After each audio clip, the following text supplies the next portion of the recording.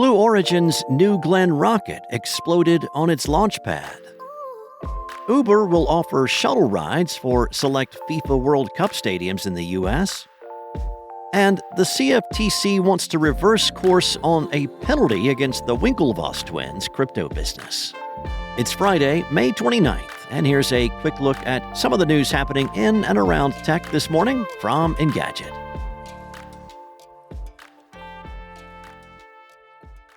Blue Origin's New Glenn rocket exploded on its launch pad at Cape Canaveral Space Force Station while the company was conducting ground tests for an upcoming launch. The company explained that it experienced an anomaly during a hot fire test and will provide more details about the incident when it learns more. No injuries were reported.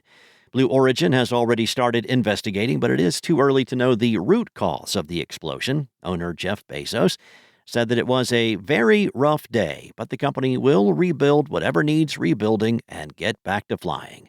As the New York Times reported, the explosion occurred on Blue Origin's only launch pad for New Glenn, and it could take several months for the company to repair it.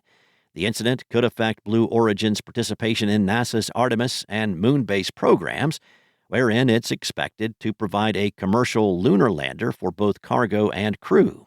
NASA even chose Blue Origin over SpaceX for the Moon Base 1 mission, which it's hoping to launch this fall. Blue Origin's lunar missions require the use of its New Glenn rocket, but with its launch pad now out of commission, NASA may have to rethink those plans. Blue Origin had just recently gotten clearance from the FAA to launch its New Glenn rocket again. The FAA grounded New Glenn after it had failed to put the payload it was carrying into orbit in its third mission. It oversaw the company's investigation and determined that the incident was caused by a cryogenic leak that froze a hydraulic line and led to a thrust anomaly during the second stage engine burn. After the FAA gave the company permission to launch New Glenn again, it quickly started preparing the rocket for its next mission, which will clearly not happen anytime soon. Uber will offer shuttle rides as an affordable option for football fans watching this year's FIFA World Cup games at 4 match venues in the U.S.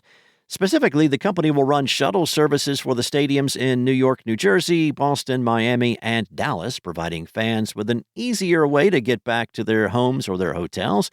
Uber shuttles to and from the stadium will only be available in Miami. In the other 3 locations, the company will only be offering shuttles to leave the venues. In Miami, Dallas, and Boston, fans will pay $45 for a ride, while it is $49 for the New York, New Jersey venue. New Jersey Transit announced back in April that round-trip tickets from New York to New Jersey during the matches would cost people $150, 10 times higher than normal. They can also pay $80 for a seat on a limited number of shuttle buses or pay $225 for a parking space at the nearby mall. In response to those prices, fans have been threatening to walk to the stadium. In addition to offering shuttle services, Uber will also give customers access to turn-by-turn directions in-app that will guide them from their airport gates to their pickup locations. It will be available to users traveling through host city airports in the U.S., Canada, and Mexico. Those watching matches in San Francisco, Seattle, Los Angeles, Atlanta, Vancouver, and Toronto will also get access to in-app directions that will help them find the most efficient pickup spots from the stadium. The U.S. Commodity Futures Trading Commission has asked a judge to vacate a consent order it won against the Gemini Trust Company.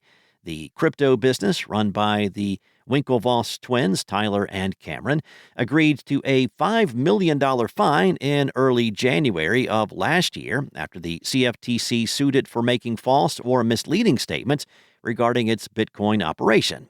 Along with the fine, it agreed to permanent injunction against making similar statements in the future. Gemini has jointly filed a petition for relief from judgment. The original settlement came down in the final days of Joe Biden's presidency. The CFTC is a different beast under the current administration. Donald Trump has already granted pardons to people who have backed his political and business endeavors, and each of the Winklevoss brothers donated $1 million in Bitcoin to his election campaign in 2024. With the Gemini fines already paid and the CFTC explicitly stating that the company will not have those penalties returned, this latest move carries more symbolic than financial weight. It is the latest example of the federal government rewarding the president's allies, regardless of the genuine harms they may have caused. Thanks for listening. There's more tech news at Engadget.com. This episode featured journalism from Mariella Moon and Anna Washenko.